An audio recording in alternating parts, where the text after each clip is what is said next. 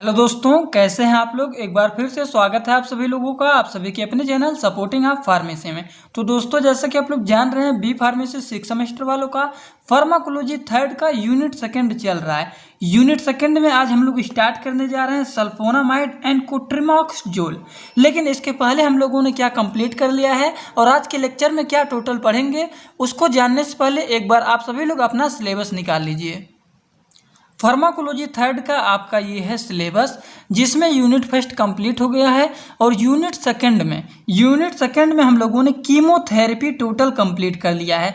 Chemotherapy में मैंने कभी कभी बीच बीच में कीमेटोग्राफी बोल दिया है, तो वो आप लोग समझ लेना कि कीमोथेरेपी ही बताया हूँ। ठीक, कीमोथेरेपी में हम लोगों ने general principle of chemotherapy total complete कर लिया है और आज के लेक्चर में सल्फोनामाइड एंड कोट्रिमॉक्सजोल ये टोटल कंप्लीट करेंगे। उसके बाद लास्ट लेक्चर एक और लेंगे जिसमें एंटीबायोटिक टोटल कंप्लीट किया जाएगा। ठीक, हम लोगों ने अभी इसके पहले वाले लेक्चर में पढ़ा है कि कीमोथेरेपी क्या होता है। बहुत ही आसान तरीके से आप लोगों को देखिए, यहाँ पे मैंने बताया था कि कीमोथेरेपी क्या होता है। इसके बारे में इजी तरीके से डिफिनीशन भी बता दिया था कि कीमोथेरेपी एक ड्रग होता है, एक ट्रीटमेंट उपचार होता है जो हमारे बॉडी में तेजी से बढ़ने वाली सेल्स को मारने के लिए शक्तिशाली रसायनों का, केमिकल्स का उपयोग किया जाता है। और कीमोथेरेपी का यूज अक्सर कैंसर के इलाज के लिए किया जाता है, क्योंकि कैंसर के सेल जो होते हैं वो बहुत तेज़ी से बढ़ते हैं। अधिकांश सेल की तुलना में ये बहुत तेज़ी से बढ़ते हैं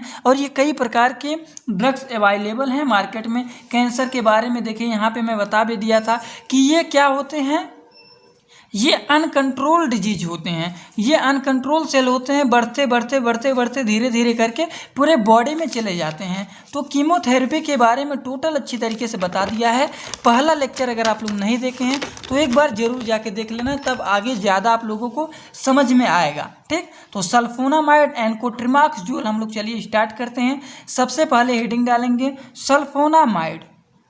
तो सल्फोनामाइड क्या होता है? Sulphonamide is a functional group. ये एक फंक्शनल ग्रुप होता है। एक पार्ट के क्या होते हैं? Part of molecule. एक मालिक्यूल के पार्ट होते हैं। That is a basis of several group of drugs which are called as sulphonamide, या फिर इसको सल्फा ड्रग्स से कहते हैं। दी ओरिजिनल एंटीबैक्टीरियल सल्फोनामाइड, जो ओरिजिनल बैक्टीरियल सल्फोनामाइड होते हैं, आर सिंथेटिक एंटीमाइक्रोबियल एजेंट। क्या होते हैं? Original antibacterial sulphonamide synthetic antimicrobial agent होते हैं that contain the sulphonamide group. Sulphonamide का केमिकल स्ट्रक्चर की बात करें अगर, तो ये केमिकल स्ट्रक्चर हो गया, और सल्फोनामाइड का रिंग स्ट्रक्चर ये भी बना सकते हैं, और ये केमिकल स्ट्रक्चर है। आप लोग कहीं पे भी इसके बारे में अगर देखना चाहते हैं और भी स्ट्रक्चर, तो जाइए गूगल पे लिखिए write the chemical structure of sulphonamide. तो बहुत सारे और भी आसान तरीके से आप लोग को स्ट्रक्चर इसके मिल जाएंगे। जो आपको इजी समझ में आए वो स्ट्रक्चर बनाइए। ये भी आसान तरीके से बने हुए हैं, अच्छे लगे तो ये भी तैयार कर लेना आप लोग। बात करते हैं सल्फोनामाइड के क्लासिफिकेशन का। तो ये बेसिकली 4-5 टाइप के इसमें क्लासिफिकेशन होते हैं। कौन कौन से होते हैं देख लेते हैं। सबसे पहला क्लासिफिकेशन होता है short acting, intermediate acting, long acting, poorly absorb होते हैं, टॉपिकल। तो शॉर्ट एक्टिंग में कुछ होते हैं हमारे सल्फाडाइजीन हो गया, सल्फिक्साजोल हो गया। इंटरमीडिएट एक्टिंग में हमारा आ जाता है सल्फामेथॉक्सीजोल हो गया। लॉन्ग एक्टिंग तक कौन सा ड्रग वर्क करता है? कुछ ज़्यादा टाइम तक, जैसे शॉर्ट एक्टिंग में मान लीजिए 12 घंटे तक वर्क करता है, 6 से 8 घंटे तक वर्क करता है कोई ड्रग हो गया। इंटरमीडिएट का मतलब हो गया 12 से 15 घंटे तक वर्क करता है। और ये लॉन्ग एक्टिंग में मिस हो गया हमारा 18 से 20 घंटे तक वर्क करता है, 24 घंटे तक वर्क करता है। तो कुछ ऐसे ड्रग्स होते हैं। तो ये हो गया हमारा सल्फाडॉक्सिन हो गया, सल्फेथोप्राक्जिन हो गया। ठीक, पुअरली एब्जॉर्ब जो करता है वो हमारा होता है सल्फासेलेजिन हो गया।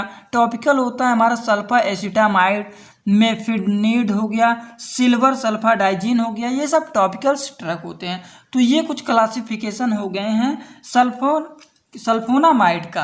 ठीक, अब सल्फोनामाइड का वेरी मोस्ट इंपॉर्टेंट हम लोग बात करने जा रहे हैं मोड ऑफ एक्शन के, जो कि बहुत ज़्यादा इंपॉर्टेंट है, एग्जामिनेशन में पूछ लेता है। Write the mode of action of sulphonamide.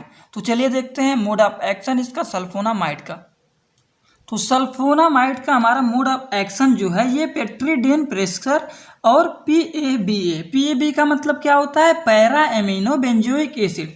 इससे हमारा बनता है डिहाइड्रोफोलिक एसिड। डिहाइड्रोफोलिक एसिड के इन सभी के प्रेजेंस में हमारा बनेगा टेट्राहाइड्रोफोलिक एसिड, और टेट्राहाइड्रोफोलिक एसिड से हमारा एमिनो एसिड बनता है, प्यूरिन बनता है और थायमिडीन बनता है। ये जो हमारे तीनों बने हुए हैं, ये तीनों बहुत ही इंपॉर्टेंट होते हैं। ये 3 लिखा गया यहाँ पे, देखिए ऑल 3 आर इम्पॉर्टेंट। ये तीनों इंपॉर्टेंट होते हैं बैक्टीरियल ग्रोथ के लिए और रेप्लिकेशन के लिए। ये तीनों एमिनो एसिड, प्यूरिन एंड थायमिडीन, ये तीनों क्या होते हैं? ये तीनों इंपॉर्टेंट होते हैं बैक्टीरियल के ग्रोथ के लिए और रेप्लिकेशन के लिए। इसके एडवर्स इफेक्ट की बात करते हैं। बहुत ही आसान, एकदम छोटे तरीके से यहाँ पे लिख दिया गया है मोड ऑफ एक्शन। ये तो आप लोग बहुत आसान तरीके से तैयार कर लेंगे, 1 से 2 बार अगर प्रैक्टिस करेंगे तो आपका तैयार हो जाएगा। एडवर्स इफेक्ट की बात करते हैं, क्या होता है इसका adverse effect? Adverse drug effect, तो इसमें यूरिनरी इरिटेशन होता है, हेमोटेनिया होता है, एम्बुलिमेरिया हो गया, क्रिस्टल्यूरिया हो गया, hypersensitivity, rashes fever, bacteria photosensitivity, anorexia, nausea, abdominal pain होता है, हेमोलाइटिक एनीमिया। ये सब कुछ हो गए इसके एडवर्स ड्रग इफेक्ट। बात करते हैं कि हमारा जो सल्फोनामाइड ड्रग्स होता है, इसका यूज क्या होता है, किस किस के लिए यूज किया जाता है? तो ये यूज किया जाता है UTI means urinary tract infection के लिए, नेकोडाइसिस के लिए यूज किया जाता है, टोक्सोप्लाज्मोसिस के लिए यूज किया जाता है, मलेरिया में भी ये ज़्यादातर यूज किए जाते हैं। तो ये कुछ इसके हो गए यूज।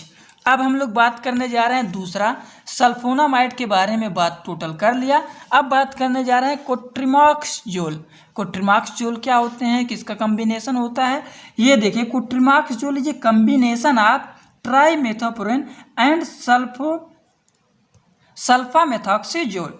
किसका कम्बिनेशन होते हैं? ये जो कोट्रिमॉक्सजोल होता है, ये कम्बिनेशन होता है ट्राइमेथोप्रिन का और सल्फामेथॉक्सजोल का, and is in a class of medication, और ये इसके मेडिकेशन होते हैं जो कि हमारा होता है सल्फोनामाइड के क्लास के। ये मेडिकेशन ड्रग्स होते हैं, सल्फोनामाइड के ही क्लास के होते हैं।